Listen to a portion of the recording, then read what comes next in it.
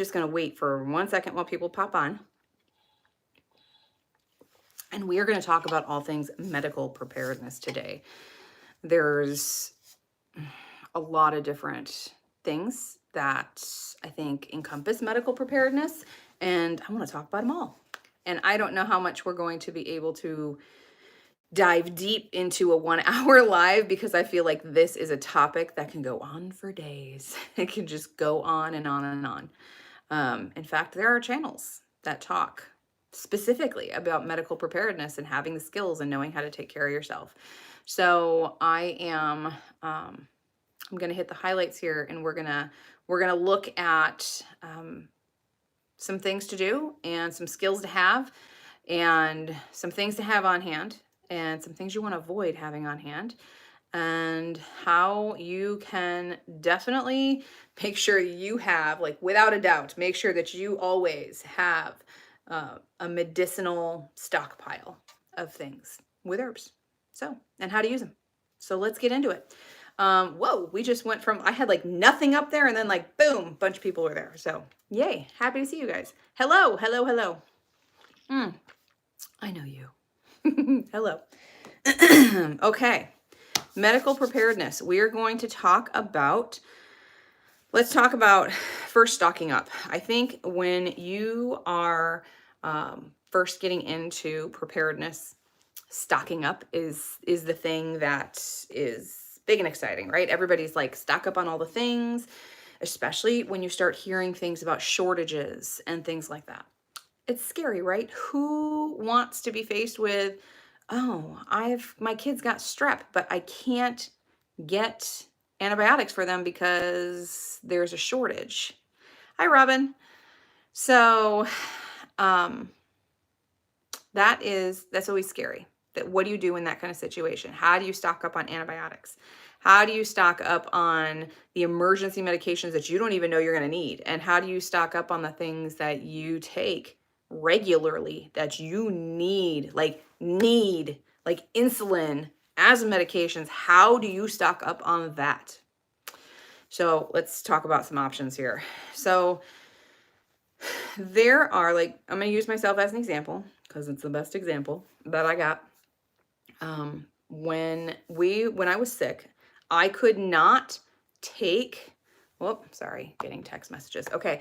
I could not take my biologic medication.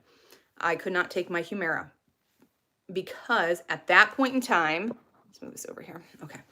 At that point in time, I could not take a biologic because that's what was suggested. Do not take a biologic medication that is going to tank your immune system for, a short period of time while you get that initial load in, that initial dose. Because if you take that, it will lower everything, and then that was the theory, it can ramp up disease. It can ramp up viral load and things like that. So when I got COVID, I did not take my biologics, and I didn't take them. When did I stop taking them? So I actually stopped taking them was it around Thanksgiving of last year, because I got sick with something. I don't even remember what it was. And then I got a kidney stone. Yay! So exciting for that. But I had to have surgery, and then I had to be on antibiotics. They say if you're on an antibiotic, you need to not be on biologics. So I had to stop then. And then January, I was still healing from it. And I'm like, oh, when do I start taking it again? I'm starting to have some symptoms here and there. When do I start taking it? And they're like, okay, well, wait until this, and then you can start it again. And then we got COVID. I said, well, I'm not taking it now. So that whole time, I still refilled my prescription. So I had 5 boxes, 5 boxes of Humira in my fridge. Maybe it was 4. It was 4 or 5. I had some boxes of Humira in my fridge. It took up, the butter tray that flip. The whole thing was Humira. And there's 2 pens in each of those. So that would have been, if it was 4, then that is 8 weeks. I had 8 weeks of Humira hanging out, which is a really good thing I did, because then I ended up having my rheumatologist retire. So now, we have that issue of, great, who's going to refill these prescriptions for me until I get into the next rheumatologist. And anybody that's tried to get into a specialist knows that it takes some time. So I can't get into the new rheumatologist until March. I cannot be off a biologic for that long. So I had stuff to last me through. And I still have a little bit of a stockpile. No, I don't. I just finished the last one. And I do have a prescription. I talked my primary into giving me a prescription until March. But she's like, I don't feel comfortable doing it for long because this is this doctor's specialty and you really need a rheumatologist. I said, right, but I can't get into one. So I really need you to do this or I'm going to get a lot sicker because you won't write a prescription for me. She said, okay, we'll do it. So don't be afraid to get into your doctor's face a little bit and be like, hey, I need this, or you're going to create a bigger problem. You need to call it your doctor sometimes. They work for you. Remember that. You're not a guest in their house. They work for you. So, okay, little rant there. But if you are on a medication where you don't necessarily need it every time a refill comes up, refill it, refill it, refill it, refill it. Do it anyway, and then you stockpile that. For medications like insulin, that's incredibly difficult to do for a couple of reasons because, you get your prescription that you use on a regular basis and you use your insulin. You can't half that stuff. You can't alter your dose. You need to take what your body is responding to. You need to take what your body needs and you cannot miss a dose or it can kill you. So don't not take some medication so that you can build a stockpile. In that kind of situation, maybe you have a conversation with your doctor about, hey, this is something that I'm concerned about, or maybe fabricate a little possible situation, like you're going to be out of town, you're going to need a little more insulin than normal. I don't know, come up with something. I can't believe I just said that live. Oh my goodness. Okay. There are things that you can do, okay? Like have conversations with your doctor. Maybe they can give you a longer prescription, but then there's also the unfortunate part of what insulin costs. So I don't know. I'm not on insulin. I don't have any insulin dependent people in my house, so I don't know what you could do there. I do know my meds, and that is steroids. I know the asthma meds for everybody in our house, allergy medications for people in our house, couple other things we're not going to discuss on here, and then the biologics. And those are all things that I've been able to stockpile. And then there's also some herbal equivalents to them. So we'll talk about those in a minute. Another option, if you are someone that is concerned about, like on Instagram, we were talking about the possibility of getting Lyme disease, or say you're abroad right now and or, in the near future, you're going abroad and you are going to be somewhere where either you don't speak the language or you're not 100% sure on what the medical situation is in there, and you don't want to end up in that would be awful to be in a hospital where you don't speak the language and you are 100% dependent on someone that doesn't understand you. That would be terrifying. That would be so scary for me. But having something like, there's a company called Jace Medical, and there are a handful of these companies out there now.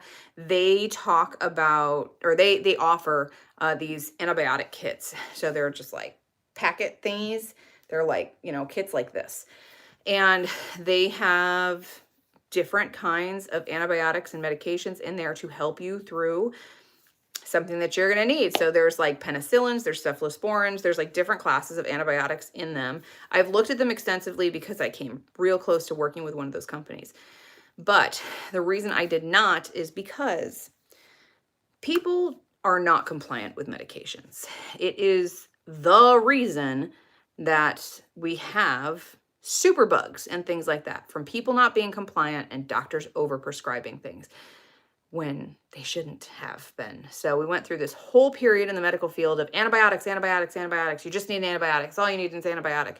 And then ta-da, antibiotics don't work for viruses. And some types of bacterial infections don't need an antibiotic. Your body just needs to do its thing. Like certain types of ear infections now. Ear infections are not You don't just throw out an antibiotic to an ear infection anymore. Like, it has to get to a certain point, or they have to be like super miserable, or, it has to be going on for a long period of time, or it has to look really severe for them to give you an antibiotic. Now, can you go in there and say, look, I really want an antibiotic for this kid and plead your case and get it? Yeah, you can. But depending on your doctor. But there's other methods. And jumping into an antibiotic at the first sign of, ooh, hey, there's something going on. I have an earache. I'm going to go ahead and take the penicillin. Don't do that. Don't do that. You need to know what you're doing first. You need to know, get in, oh my gosh, what are they called? Otoscope. Get an otoscope. An otoscope, super cheap. You can get them for like $20 on Amazon. And it is this little handheld microscope. The doctor uses them. Been to the doctor, had them look in your ear. That's what we're getting. And you can look in there, and there's like a card that comes with most of them that will tell you what you're looking at. It'll tell you like, oh, this is what an eardrum should look like. This is what it looks like when there's infection. This is what it looks like when there's a rupture. This is what it looks like when there's an abscess. Like, it gives you all the different things that you could be looking at that are common for you to see.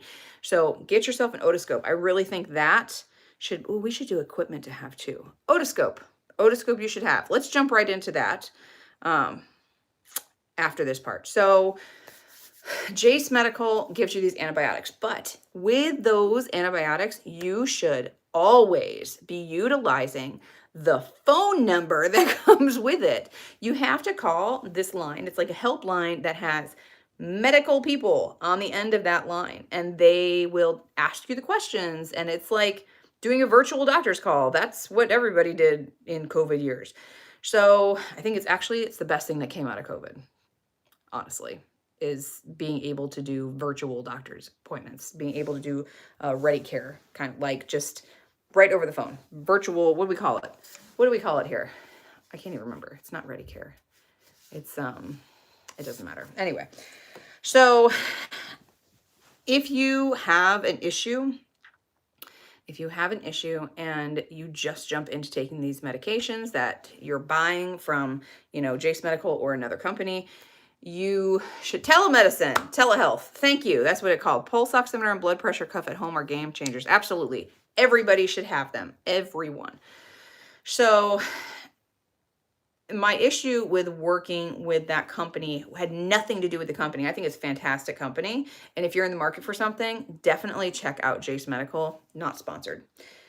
Was this close, but decided against it. For this reason, people don't listen. They don't comply, and they just take it into their own hands. And I'm the first person to be like, hey, you need to be your own advocate and take your health into your own hands. But when it comes to antibiotics, unless you are a pharmacist or a doctor, you don't know. Or unless you've gotten that education from either one of those people, you don't know. And you need to know what you're doing before you start self-medicating. That can be a dangerous situation. So that's why I'm like on the fence with having those packs. But if you want to have that to add to like your arsenal of preparedness, medical preparedness stuff, medical preps, then absolutely a great option. Just make sure you are using it correctly, and make sure you're using it. You don't just jump into taking the medications in it. You actually talk to someone on the other line and utilize like all of that first, all the steps first before you jump into taking that. You just got to use it correctly. Okay, let's go into equipment. Taylor mentioned pulse oxes. So a pulse oximeter, I didn't even think about showing equipment, or I would have brought all mine up here. Again, we're in my daughter's room because it's quiet here. But a stethoscope. You should have a stethoscope and know how to use it. They are not hard. You just need to familiarize yourself with what breath sounds sound like. So and I am not going to sit here and try and explain to you what all breath sounds sound like. You just need to know.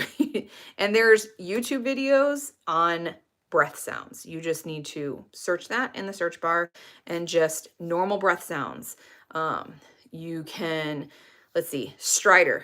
Okay, stridor is something that is a breathing emergency in kids, most likely, usually. And then you need to know what wheezing sounds like. You need to know what diminished breath sounds sound like. You need to know what rales and rhonchi sound like. So I know that sounds like a lot, but it's not. And once you get familiar with what it sounds like and how to use a stethoscope, search again how to use a stethoscope. Stethoscopes usually have two sides of it. The smaller side on one side, you flip that and tap it and you can hear it. Like, it's loud, okay? You can hear something either way. But if you tap it and it's open to that side of it, then it's loud in your ear, okay? And the bigger side is for adults. The smaller side can also be for heart sounds too. It just depends what you're using. Okay. And you can get a stethoscope as cheap or as expensive as you want. When I was on ambulance, my stethoscope cost over $200. My stethoscope that I have now was $50. So I really wish I still had that really good stethoscope though. It's really good, but I'm not spending $200 on a stethoscope now because I'm only listening to me and my family. And I know what breath sounds. I'm very, very good with breath sounds, so I don't have to worry about that. But you need to know what clear sounds like. So you need to know that you should be hearing things in these areas of the lungs and underneath in your lower lungs. And you need to know where to listen to on the back. Like, if you put a stethoscope on somebody's back and it's like right on their shoulder blade, you're going to hear nothing. So you need to know where to put it. If you put a stethoscope right here on someone, all you're going to hear is a heartbeat and maybe a little bit of breath sounds. So the spots for breath sounds here, and then lungs, lower lungs. Someone doesn't have a chest, you can do up under here too. And then for the lungs in the back, I can't do this on myself. For the lungs on my back, for the lung sounds like down in here, and then on the insides of your shoulder blades, okay? You're not gonna be over the spine, you're not gonna be over the shoulder blades, you're gonna be right in between so that you can hear good breath sounds. They should be, you need to just go look up on YouTube what clear breath sounds sound like. But all your breath sounds need to be equal. They should all be equal. They should all sound the same. You should have the same sounds on the right as you do on the left. Your top sounds a little bit from what your bottom sounds like. Your bottom is bigger, so you move more air through there, so it's a little bit louder in the lower, what we call the lower lobes. Wheezing is an upper respiratory thing. It means everything is tight here. And on exhalation, if someone's breathing out, you will hear it's almost like a whistle. For stridor, you hear that whistle when someone is taking in a breath. And for rales is like that's what you hear when you're listening to the lungs. That's fluid in the lungs.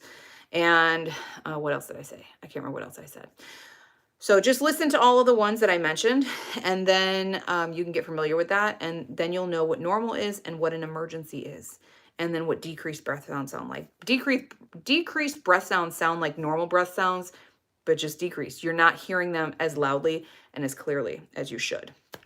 You need to get familiar with that, especially if you have kids or you have breathing problems. You need to have that. And a pulse oximeter. The pulse oximeter is the thing that comes on your finger and you turn it on and it tells you what your blood oxygen and your pulse is. There's some that do all sorts of fancy things. Just when it comes to pulse oxes, I think keeping it simple is best in my experience. If you have an Apple Watch or another watch that also does that, I like the Apple Watches. We switched to Apple just because of all the compatibility between devices, and it just makes work so much easier for me. But the Apple Watches, I can only speak to, I don't know what Android does, but the Apple Watches will sync everything and keep a record of it, and then you can actually send it to your doctor. So that's why we have these. And we have me, my husband, and my oldest son have one. Oh, it's dead. Have one because,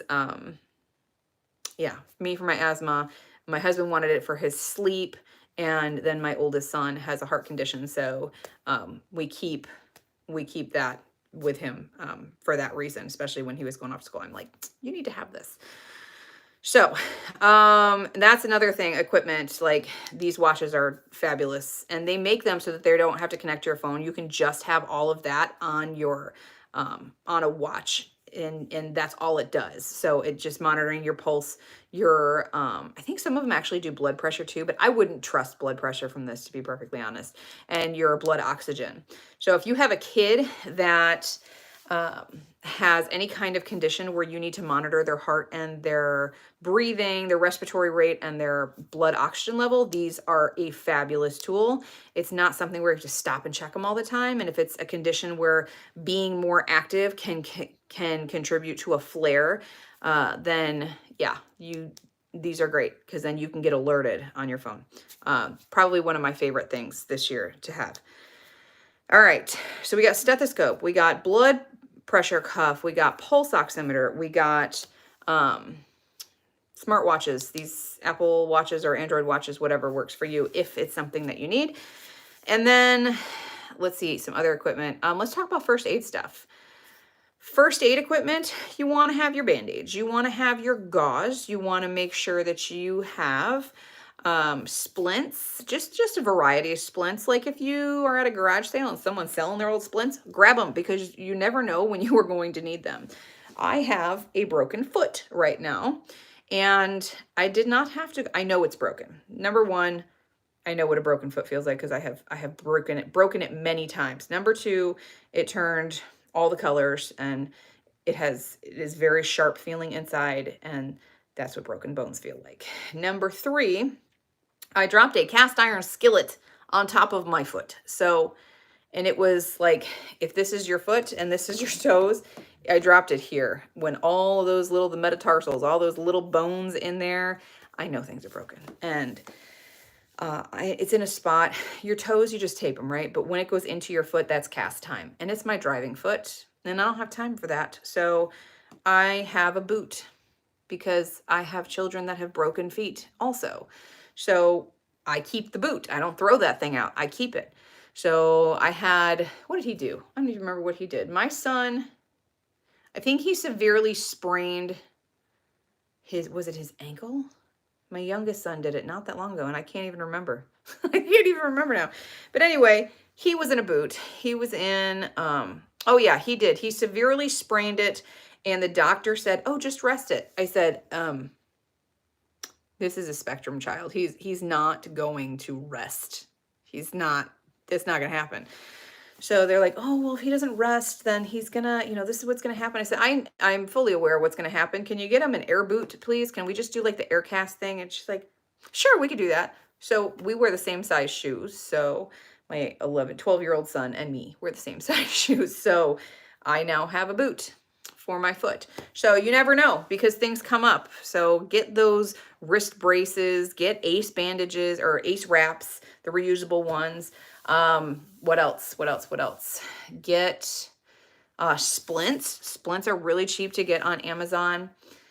Get 2-inch stretchy gauze rolls. That is called Curlix. That stuff, it's like 2 inches long, and it comes in a big old roll. That stuff is fabulous for trauma dressings. It's wonderful. It's like probably one of the top things that I used the most of when I was still on ambulance. So, let's see.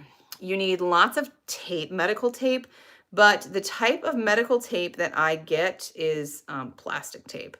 I do not like silk tape. I do not like paper tape. The only time I will have paper tape, the only thing paper tape is good for is for really elderly people or people that have incredibly thin skin. So elderly people have incredibly thin skin. And then if you have any kind of condition or situation where you have incredibly thin skin, you want to use paper tape. It is the most gentle thing, because if you put silk tape, that super strong, shiny tape, if you put that on a person and then rip it off, you're taking their skin with it. And that's not pretty. So you want to have something gentle for that. But I like the plastic tape because it's really easy to rip. It's pretty good. It doesn't go anywhere. You're good. But having that silk tape, that stuff is really, really durable. It's not going anywhere. It's super strong. If you're dealing with like a traumatic kind of situation and there's a lot of blood, that stuff's not going to go anywhere. That's not going to budge. That's the best tape for that. So I do have some of that, but my primary is the plastic tape. What else can you have? Triangular bandages. You want to have triangular bandages. If you don't have any kind of lung issues, airway issues with anybody in your family, I would still, if you are looking to really beef up your stuff, I really still suggest that you get a nebulizer. You don't have to have albuterol with it, because how are you going to get a prescription if you don't require it? KT tape. Taylor, what is KT tape? I know you're going to tell me, and then I'm going to be like, oh yeah, duh. But let me know what that is. So what else was I saying? Oh yeah, nebulizer. So you can use, there's like, you can get it on Amazon. They just have saline, and that'll help break things up, loosen things up. Oh yeah, okay. All right, so yeah, that tape, that tape is good too. That tape is good too. So that is used, that type of, say the word, say the word like you're here and you can say it. Kinesiology tape, kinesiology. I don't know. I know the tape you're talking about. That's what physical therapists use to tape round joints. It offers a lot of support. That tape is really good too. And you can get that on Amazon also. Any of this stuff you can get on Amazon. You can get a nebulizer on Amazon too. They have handheld nebulizers. Now, if you have asthma, I said it right. Good. If you have asthma, I don't know, because I've never tried. I want to get one and try it. I just haven't made it a priority yet to get those handheld little portable nebulizer things and use albuterol with it. But yeah, like I said, I have not had a chance to do that yet. But that, if that works, that'd be amazing. But I have seen them all over the place, people using them just with their kids that need to have just a saline treatment, to have a sterile saline. Please do not put your contact lens saline solution in this thing. I've seen people do it, and have your child just be breathing that in. Please don't do that. Sterile saline is what you need. It needs to be sterile, okay? So that needs to go with it. And of course, kind of like any kind of antibiotic cream, things like that, to like, you know, like a Neosporin. Lots of gauze, like more gauze than you think, like a comically large amount of gauze, because you go through so much gauze. Butterfly band-aids are really good for closing wounds. So have yourself some of those. Ice packs, heat packs. There is spray isopropyl alcohol and spray hydra. I can't talk anymore today, guys. Peroxide. Hydrogen peroxide. There's the words. We got words. Okay. Okay. So I'm thinking about what else is in there. Alcohol prep pads. Those are really good to have too. And honestly, I don't think ever, other than when I'm starting an IV on a patient, I don't think I have ever used an alcohol prep pad to clean an area other than starting an IV or drawing blood. I have used it to just clean blood around a trauma area. My oldest son, handful of years ago, he was pulling a crowbar, pulling it back, and it let loose. He was taking apart pallets with my husband, and it, boom, right between the eyes. It was a very heavy one. I don't know if he was wearing his glasses. He must have been wearing his glasses. He can't see without his glasses, but it was right here. A little bit farther over there, he would have, I guarantee you, he would have lost an eye. It was, scared the crap out of my husband. And I have a tackle box. If you guys haven't seen it, I've got some, they're called First Day Friday videos on my channel. And there's a lot of stuff in there. I go through the whole first aid kit, and I've gone through, I can't remember how many I've done on YouTube. I think I've gone through breathing emergencies. I've gone through the first aid kit, possibly some trauma. I'm not 100% sure. And if you're new here, all of this stuff I'm talking about is, all of my knowledge in this comes from me being a paramedic. I was a paramedic in the Chicagoland area for many, many years before I had kids. I am retired now because I don't want to work in the city anymore. I don't want to do it. Rural EMS is all volunteer, and volunteering, well, it's not all volunteer. Where we live, it is all volunteer, except for like 2 towns. And that you have to like be on call to respond. And my husband has an on-call job also. So that doesn't work when you have small children. So that, and between that and my autoimmune disease, I was like, it's time to be done. And some days I really miss it, but some days I'm really glad I'm not doing it anymore. And I have all the knowledge still, and this blesses my family, and I can share it with you guys. So in case you were wondering, like, who is she in? What is she talking about? That's how I know this stuff. So I want to ask you guys too. I would love, now I know there are more people watching than there are commenting, and that's totally fine because a lot of people just like to put it on, do the dishes, fold the clothes, do whatever they need to do, and just hear me talk, and that's totally fine. But if you could take a moment, because I'd like to take a little poll with just those that are here right now tonight, would you guys be interested in me kind of bringing back first aid? I called them first aid Fridays before because I was doing them on Fridays. They're not going to be on Fridays anymore because my posting schedule is now we do Monday lives, then I have Tuesday, Thursday, Saturday videos.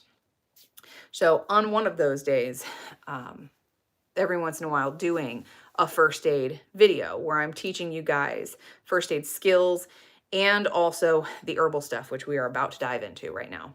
So if you guys are interested in that, just let me know at some point in time tonight. I'm probably going to put a poll up in the community tab, but I don't think a whole lot of people see the community tab. Definitely not if you watch on TV. You don't get access to that. So absolutely fabulous, Gabby. Thank you for answering. Okay. So yes, please. Great, Paula. Thank you. Problems with stockpiling things, the expiration dates, and the correct applications for medications. So I was told this information from a pharmacist. Please, please, please, please, please, please, please, please do your own research on this because I am not the expert on this. I am merely telling you what I was told. And this is my decision for my family based on that information. Yes, Taylor, thank you. I was told that medications, once they expire, do not just stop working. They change into different medications. So medications that have like gel caps, that have like the granules inside of them, you know, like when you shake them, you can hear them in there. Those kinds of medications, extended release medications, liquid, like straight liquid medications, they will change. There's a lot of chemical components in there. They are good to be shelf stable for a certain amount of time, and then they will change into something else. And who knows what that something else could be. So that's why there's expiration dates on things with medications, so that you don't end up really hurting yourself or killing yourself. Can I say that on YouTube? Unaliving yourself, which I hate that term.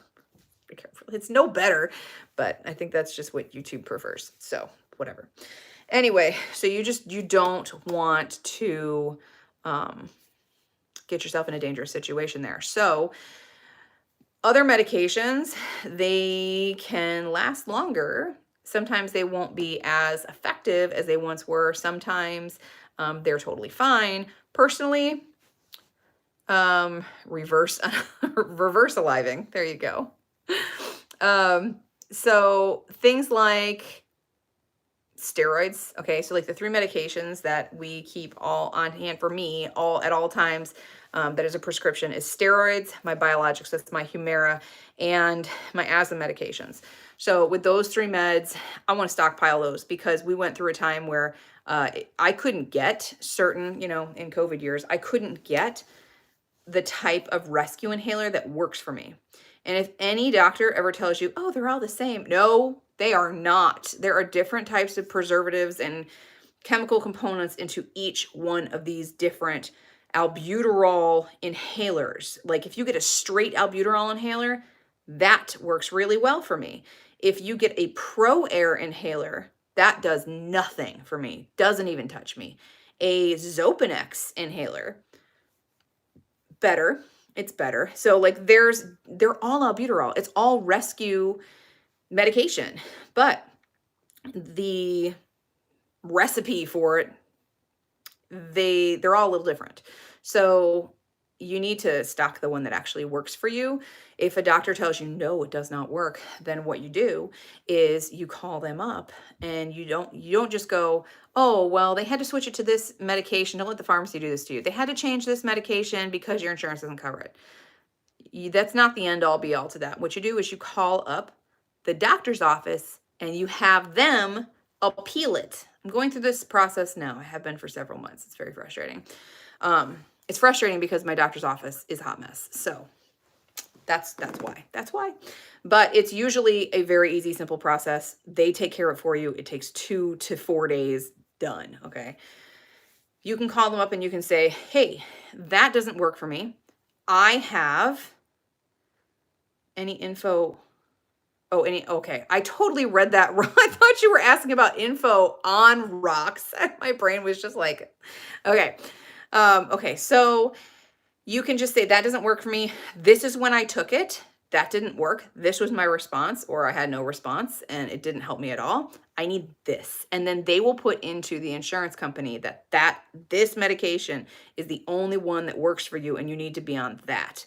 They have to have a doctor override their process because they have "Oh, she has asthma. She must start here." And if they go, "No, she has contraindications. This is what they are," then they go, "Oh, okay, here's the next one." And if you don't want to take that one, then you can say, "Nope, I don't like that. It does this for me. I don't like it." Or "It doesn't give me enough of a result. This is when I took it. It didn't work." They'll say, "Okay, here's the next one." They have a list that they want you to stick to, but you can totally manipulate that list.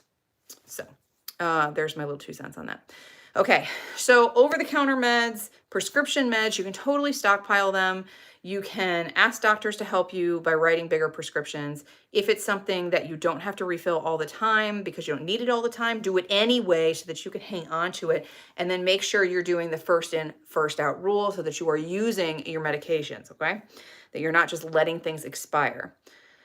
The problem with just stockpiling all these, and we talked about Jace Medical and other companies like that. I just used them as an example. The problem with all that is eventually that stuff's going to run out. Then what? So we had a situation with a member of our family, and we could not get the medication that they're on. And this was a medication that, it wasn't a life or death situation, but it was this could go really bad and sanity could be greatly affected. Not in a mental health way. I probably shouldn't have said it like that. As in it would have made life very, very difficult. So it's a medication that was definitely needed. And we decided, because what was happening was we would go to refill the prescription, been on it for years, go to refill the prescription, they say, "Oh, here you go." And then I'm like, "This feels light." I'm looking at it. There's 5 pills in here. There's supposed to be 90. And she's like, "Oh, well, the manufacturer is not sending us all the medication that we need." Okay, when is that going to change? Do we need to come back in 5 days and get the rest of it? Yeah, do that. Okay, fine. So we come back in 5 days, we get another 5 pills. That happens 3 times. And then on the 3rd time, the pharmacist came to the window and she said, "Honestly, don't expect to get another one. There's a major shortage of this medication with this manufacturer, and we can't get this anymore." I said, "Are you serious? This is a super common medication. You're not going to get this anymore?" She said, "No, I think you need to probably talk to the doctor about getting a different type of medication." I said, I'm like, "Oh my gosh, crap." So we were talking about it, and I said, "There's this herb that you've been on for a while. If we double the dose, it might work." Now, the only reason that I did that, let me just explain this really well. The only reason that I did that is because, number one, I knew what they were taking. I had been giving it to them almost, no, I can't say that. Probably about a quarter of the time that they were on that medication, okay? And I knew that it really helped them. It helped boost the effects of the other medication even more, like greater results. Fabulous.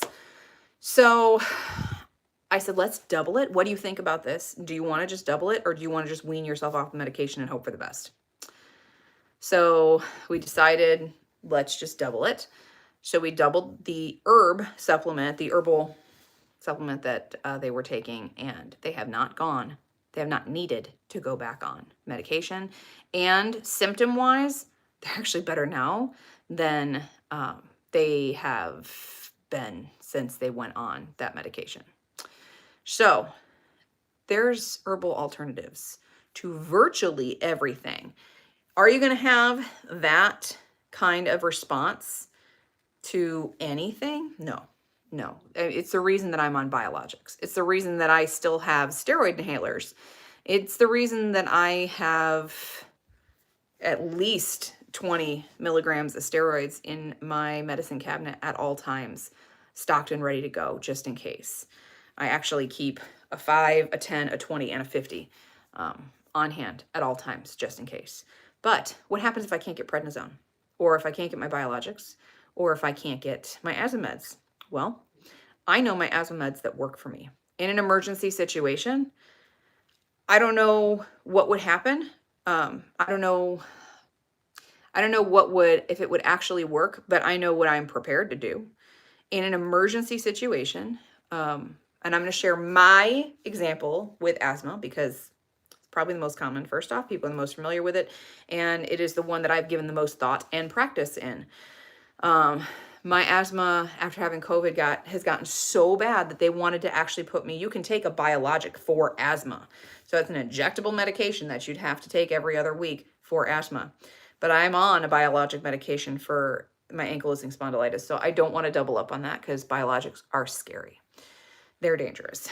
So definitely a no. That's a firm no. But I have taken my breathe tea recipe a little tweaked for me, and that has made a tremendous difference for me.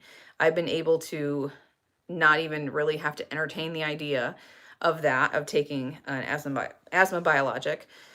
And when I have flares, I know that I need to double my dose of elecampane, and that I need to be drinking my breathe tea blend that is specific to me, like constantly, like 4 to 5 times a day. I need to be drinking it, and I need to be doing inhalations. And there has been a lot of research on smoking blends, and I, as a severe asthmatic, am incredibly hesitant to do it. But as a last ditch effort, didn't have anything else. ER wasn't an option. We're talking about do this or your airway's going to shut. I would try and smoke Mullen. That would probably be my last ditch effort in an absolute emergency, but I would rather go to the emergency room and go get some IV prednisone and Solumedrol. That's what I would rather do. I don't want to mess around with that. But I know what my options are. So I have those herbs stockpiled in my apothecary because I use them daily throughout the entire year. I do not ever go more than a day without taking them. Now, admittedly, there is always a few days here and there where I'm like, I don't have time to really sit and make my tea and drink it right now. So I just take my elecampane tincture. And if I do that for a few days, then I start noticing that I'm getting short of breath again and I need to drink my tea. So, but I always take my elecampane tincture because it's the fastest. It's like, it's there, it's made, it's done. All I have to do, put it into a little shot of water, done. So, but I have a plan for that. And it doesn't matter if there's a shortage of whatever, like my steroid inhaler. I mean, it does matter because I do require it, but I have a plan and I have other medications that I can take. If I can't get my biologics, I have a very detailed herbal plan that I can take to help calm down the cytokines that are responsible for attacking my immune system for my AS.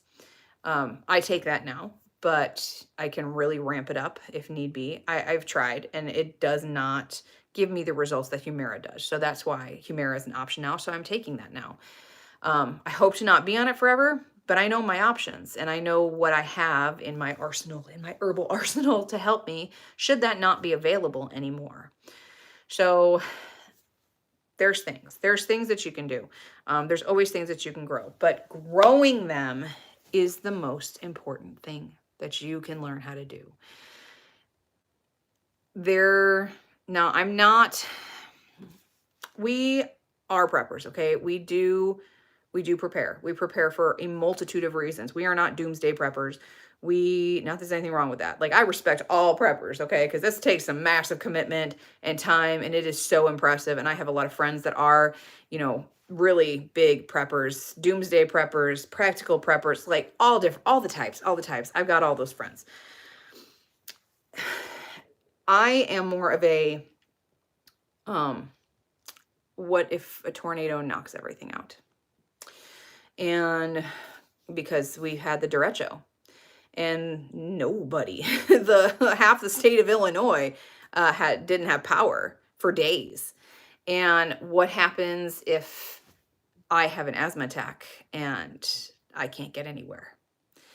Or what happens if, God forbid, my husband's laid off and we can't afford my insanely expensive Humira? What if? There's a lot of what ifs. There's a lot of things that could happen.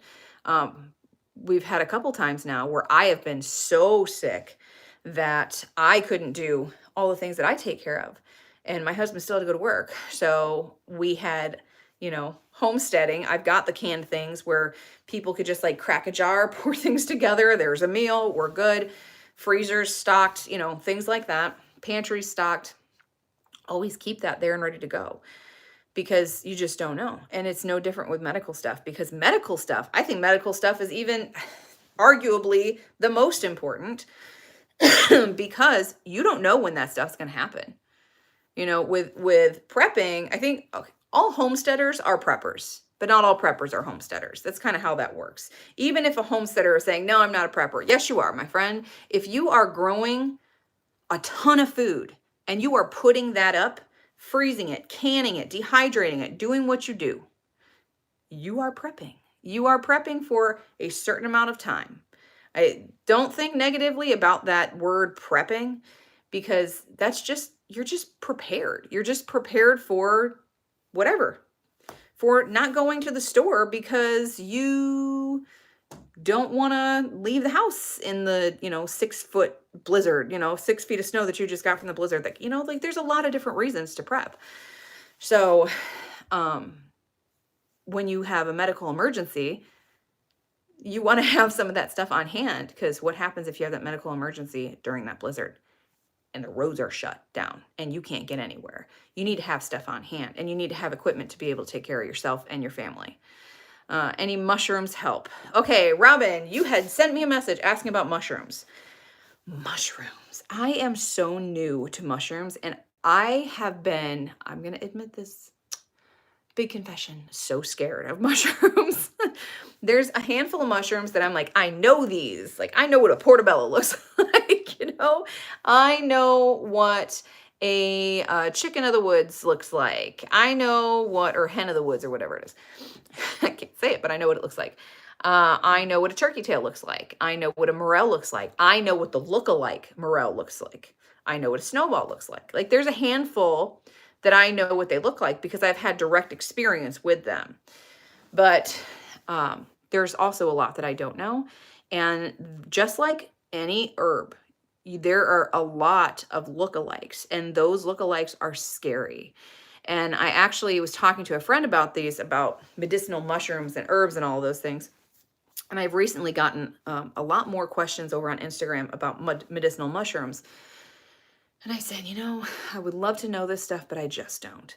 And my friend's like, what's stopping you? I'm like, fear. She's like, don't you sit there and tell everybody, don't be scared, just get in and start doing it. I said, yeah, but mushrooms can kill you. She's like, so can herbs.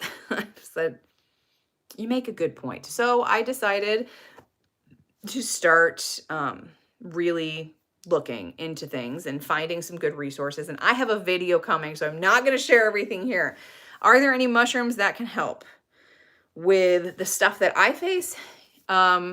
Yes, but I don't know enough about them yet to say, ooh, this needs to be something that we are keeping in our arsenal of things, but I hope to. I aspire to. I will.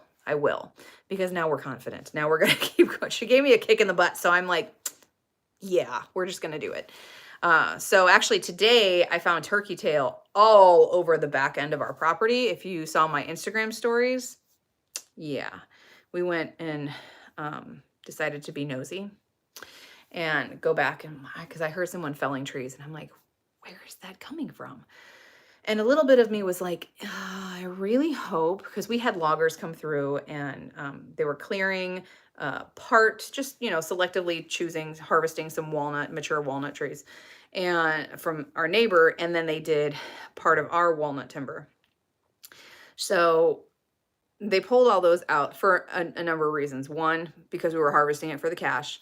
Two, that was only a part of it. Like, two, walnut trees and gardening, they're not friends. The walnut roots and the decomposing walnuts put out these tannins that will kill your nightshades and will really affect some herbs. So I didn't want that, all of that going into the ground and more walnuts growing.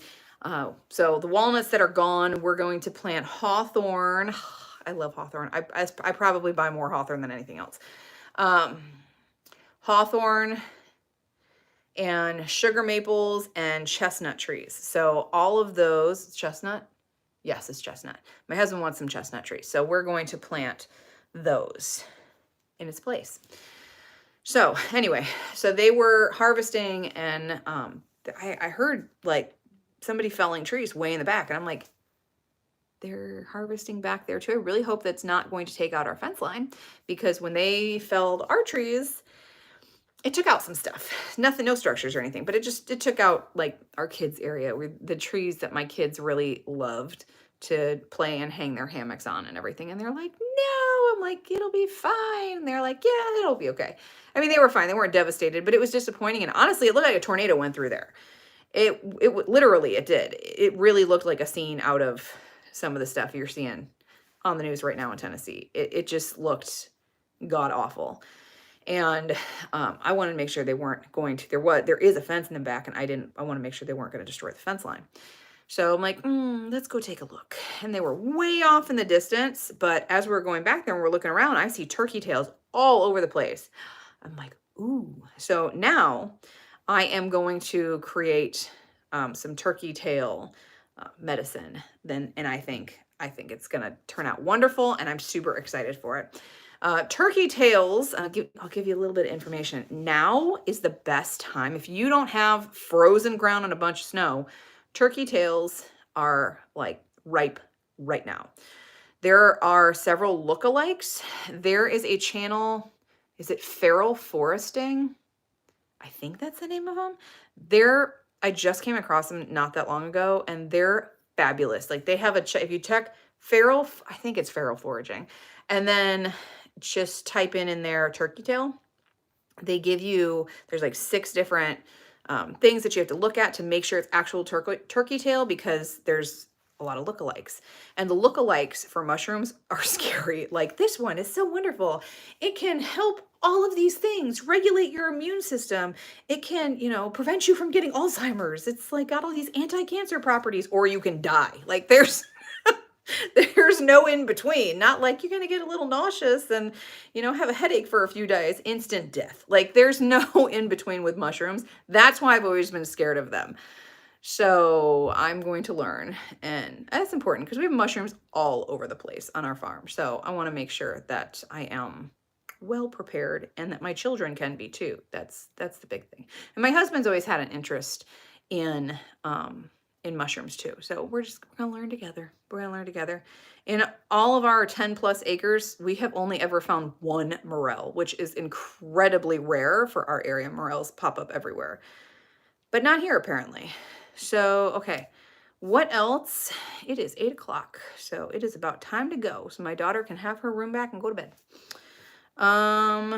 Okay, one thing I wanted to talk about is a little more about herbs, and specifically growing them, and what to grow. So I'm going to tell you a little bit about this, because if you guys have not heard of the Women Who Prep conference, I'm going to be doing a giveaway very soon for one free conference pass. You have to be female. It's the Women Who Prep Conference. I did not set the rules. My friend Allison, who's amazing, who's putting this whole conference together, she's doing such a phenomenal job. I get the perks of being her friend, getting a little bit of an insight view on things, and it's going to be so good. So good. All types of preparedness, all types of women, just the lineup for speakers is so good. Anyway, so I'm going to have that information, but I am speaking at it, and I am going to be speaking about how to set up an herbal medicine cabinet. So you want to make sure that you have all of these different types of herbs and something that's going to represent your family really well. And so it's such an important topic, and I want to touch on it, but I can't give all of the information here because it's what I'm speaking at the conference. But there's some things that I can mention that I can talk about here. When you are putting together your apothecary, you need to evaluate your needs. Like, I hate the things that are like, oh, here's your top 10 herbs that you have to have. No, you don't have to have them. You have to have what works for your family. And I put some information out that's like, here's a handful of herbs, or 10, 13, 15 herbs, that is gonna serve you well, that's gonna be great for you. Yeah, if they work for you. And I do talk about that stuff in that. Like, this is what we use. And I will always preface that. You guys hear me say that all the time. Like, this is what we use. This is what works for us. If this doesn't work for you, don't use these. You need to tweak this. You need to tweak this and kind of do something a little different. Go in a little bit different direction and use what works for you. Like, hyssop, fabulous for me. Fabulous little expectorant, great. But hyssop could not work for you. So you could maybe try elecampane. If elecampane doesn't work for you, there's other herbs that have antitussive properties. So you try another one. And there's a handful of them that do that. That's why there's so many herbs that do the same things, because they all work a little bit differently. And they all work with your chemical makeup and the herb's chemical makeup. They all interact differently. So there's lots of different options. So I would say categories, that's what I always suggest. Like, you need to hit categories. You need to make sure you have a category for your respiratory system. You need to make sure you have a category for your digestive system, all the parts of your digestive system. What to do if someone has chronic heartburn, what to do if someone is having issues just with the lining of their gut and things are just super irritated, they are really bloated, they have a lot of cramping, what to do if you have a constipated kid. Like, there's a lot of different things that make up the gastrointestinal system. That's why I made a course on it. And if you guys haven't checked out that course, the sale was supposed to end, but I haven't gone in there to end it yet. So if you want to snag that course, it's normally $87 and it's 25% off right now. Which 25% doesn't sound like a lot, but it is a pretty good discount. So if you're interested in that course, go check it out. It's on the website, and I'll put a description in there, a link in the description box too, but that's going to take a little bit after we're done for it to post. So you want to hit the gastrointestinal tract, have stuff for anxiety and sleep. I think those are very important things. Everybody has hard time sleeping every now and again. And everybody has anxiety every now and again. So having things for both, very, very important. Having things for the nervous system, having herbs for emergency situations, for traumas. There's herbs that can help with trauma. Nothing takes the place of a tourniquet in an emergency room or an operating room, but there are things. And you can... If you have broken bones and sprains and bruises and things, you can use comfrey and horsetail and yarrow. And I've got a comfrey plantain yarrow salve that I am putting I don't have any horsetail. So I've got that. I'm looking at my foot. Like, you guys can see what I'm looking at. I'm so bad at that. I put that on my foot every day, a couple times a day, to help with the healing. And it helped clear up the bruising like that. The bruising it does so well with bruising. We're still going. I've got a little more, I can move my toe more comfortably now, and it is helping to speed up the healing process. So bone and joint stuff, you want to have some herbs for pain management. Things like, let's see, white willow bark. Don't take it if you're allergic to aspirin. Things like wild lettuce. And there's a lot of other herbs that have the analgesic properties to them. Analgesic means pain control. Some of them are more mild than others. Some of them are like, that's your go-to. Like white willow bark and wild lettuce are the two big pain herbs that I keep in my apothecary. And those, there's more, there's a lot more, but those are local. I can grow that stuff. I can grow white willow bark. That's a tree. Like I can grow white willow. I can grow wild lettuce. It grows everywhere. So I just let that come up and then I harvest them during the right period of time. So there's a lot of different herbs. You have to get familiar with your herbs enough to be like, okay, what can grow in my area and what's going to serve me the best? And that takes playing with them.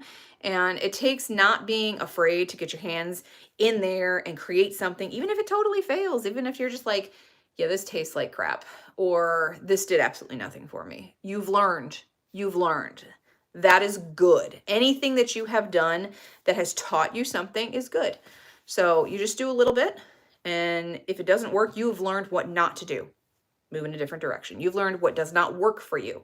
Move in a different direction. Like, okay, I still feel like I am a very intermediate herbalist because I haven't been doing this for 30 years. I haven't even been doing this for 20 years. I have been working with herbs as long as I've been homesteading. But I've gotten really, really deep into the medicinal components. I can't even tell you what year it was. Not too long ago.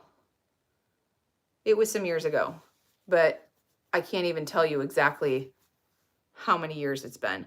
But I have been, yes, I will tell you that in just a second. Oh no, Robin, you retracted the message. Don't retract the message. I saw that. I saw enough of it to be able to answer it. That was a good question. I will answer that in just a second. But yeah, be familiar with what grows in your area. Get your hands on things, grow the things, and get your experience, because there's no teacher like getting your hands on things and working with them. What else was I going to say? Oh yeah, my second winter herbal workshop, which I'm so excited about this one because it was so much fun to film. It is the difference. It's making tea. That's the one that went live today. These are $10 workshops. They're super cheap. They're really just easy workshops. It gives you a deep dive so that you can really truly get a good understanding of the topic. And then you can, it gives you one topic and you can dive right into it and work with it. So it's not an overwhelming amount of information. So this is like all about making infusions, decoctions. It's all about making tea. In the first week, we did tea blending. So taking all these herbs that you grew and you've bought and you're like, what am I going to do with these? How am I going to make something with them? I don't know what I'm doing. And it was how to blend them together. That one is still available. The second one that went out today, that one is for making infusions, which is a cup of tea, and decoctions, which is a cup of tea. It's all ending up in the same cup, right? But there's hot infusions, there's cold infusions, and there's decoctions, and there's different ways to combine these herbs together. So if you want to learn more about that, definitely check that out. So the way these workshops work is they are available from last Monday until February 29th. February 29th, everything goes down for the winter. Everything that we had up available for the winter, I guess for the growing season, everything that we had up for the winter is going to be off the market past that, and it'll be back next winter. But past that, I feel like winter is like the time where you can, everything's slower and you have more time to kind of dive deep and learn more and just kind of enjoy that slow quietness and read some books and take some online courses and really learn the things and get motivated to grow for the next growing season. So in February, that's what we're going to talk about, is a lot of growing so that you guys can grow the things that you learn about. So check those out. They're awesome. They're so much fun. And I'm not biased about that. They're really awesome. They're a lot of fun. So you get the actual workshop, and then you get a printable so that you can print out all the information you learn, put it in a binder, and you'll have a nice little herbal how-to book at the end of it. And then at the end, at the last Friday of every month, there's going to be a YouTube live that is private, that is just for the people that bought courses. So if you are interested in all of that, and you can ask me whatever you want to ask me in there. Everything is, it's just us people that have purchased those workshops that is in there. That information does not become public. It doesn't, nobody else can see it unless they have access to that course. It does not get reposted or shared anywhere. So it's totally private. So if any of that stuff interests you guys, keep an eye out. If you go on my website, just serenityhillfarmstead.com, and then you go to the Herbal Winter Workshop section, you can go in there and see every single topic that I'm going to be talking about from the beginning to the end. They're just not all available right now. And I did that because I want to pace you guys, to pace yourself, because that's how you're going to learn it all without being overwhelmed. So we've got 3 for December, 3 for January, 3 for February. And all the topics and the descriptions for everything are in there if you want to check them out. Okay, Robin, I saw your question. So I'm going to ask you how to make an oxymel. An oxymel is apple cider vinegar and honey and your herb. So it's like an infusion. It's infusing. Well, you're not cooking it. You're letting it sit. So it's like how you would, the process of things infusing into alcohol when you're tincturing, or infusing into honey when you are making an herbal infused honey. It's just that whole process. It's just a different mix. So you take part apple cider vinegar, 1 part honey, and then your herb, and you mix that together. Give it a good shake every day. I actually have an elderberry oxymel that I think I forgot about. I think it's good. I think it's good to go. 4 to 6 weeks on the shelf with that in a cool, dark place. Strain it and take it as needed, as directed, whatever herb you're doing. So, okay, it is 8:13. Holy cow. So I am going to hop off here. If anybody has any last minute questions, now is the time. If not, I'm going to hop off and let my husband put my daughter to bed. And then I'm going to put a poll in the community tab for you guys to vote on if you want me to do first aid talks here. Now, if I get like a resounding, yes, these are great, I will absolutely look at doing those. However, 2 things. 1, my content for December is like already taken care of. So it won't start until the beginning of January. But it was just brought to my attention that YouTube is starting to crack down on basically dangerous content, basically, which is a good thing. But I just don't know how it's going to affect me, because in order to share medical advice, what I heard, and I have not dove into the research on this to find out like the facts and everything and how exactly it's going to affect me. So I need to do that, but I just haven't done it yet because I literally just found out about it this afternoon. If they say you cannot share medical advice and it ends up being in this big, ridiculous, over-the-top YouTube way that's just going to make you more stifled, the more natural world, just more stifled, then I am not quite sure how we're going to get around it, but we'll get around it. We'll figure it out. What the law is that you cannot say this will treat you, this will fix you, this will heal you, you can't make any medical treatment claims. That's the law. So in any of my printed stuff, in any of my videos here, you won't hear me say this will heal your asthma or this will treat this. Like, you won't ever hear me say that, because I cannot legally say that, and because, you know, there's a lot of stuff that you're not going to be able to heal. Like, this is just how your body is, and you have to manage. Can you have complete healing with some things? Absolutely, absolutely. But it's kind of like, let me use an extreme example. If you have type 2 diabetes and you're 300 pounds, if you lose 100 pounds, there goes your type 2 diabetes. You have fixed your problem. If you have type 1 diabetes, you need a pancreatic transplant, or you just need to manage the disease for the rest of your life because your pancreas is not working effectively. That's not going to be healed. That's not going to happen with herbs or lifestyle changes or anything. And honestly, anybody who tells you that, please question everything that they tell you, because that is not safe. And that's the stuff that YouTube is trying to crack down on. The misinformation, the stuff that is dangerous to people. And there's so much of it, it's scary. I cannot scroll through Instagram, TikTok, YouTube without seeing mass abundance of herbalists out there telling people to do things that could seriously hurt them or negatively impact their health. So, or what'd you say? Reverse alive them. So yeah, just be careful. Anyway, I will keep you guys posted on that. Thank you. I always appreciate these Monday evenings. So do I. I'm glad you guys come and hang out with me. It's a lot of fun. I look forward to doing these too. And yeah. And I don't know if I told you guys last week, but I got monetized. So yay. So thank you for those that were like, how can I help? What can I do? Watching the videos. That's what you can do. That's what helps. Share them, like them, watch them.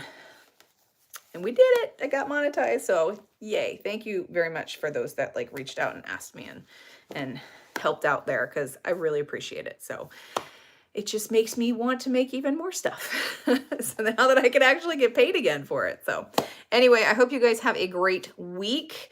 I was supposed to have a video out on Saturday. My oldest is back from college for December, which I'm super excited about. Very, very happy to have him home. But it's a little bit of then kind of like, okay, what is family like with 6 people again? A little bit of that. Just because like my little ones readjusting to him being here and shifting of chores again, and just time, and of course wanting to spend more time with him while I have him here to do that. So I did not get my video out ahead of time, and then when I sat down to do it, internet was like, nope, we're not helping you with life today. So I have the video, it's ready to go. I just could not get it up Saturday. So I am saving it for Tuesday. So that will be Tuesday's video. That would be tomorrow. So that will be going up in the morning, and we'll be back to a regular posting schedule. So anyway, thanks for hanging out, guys, and I will see you later.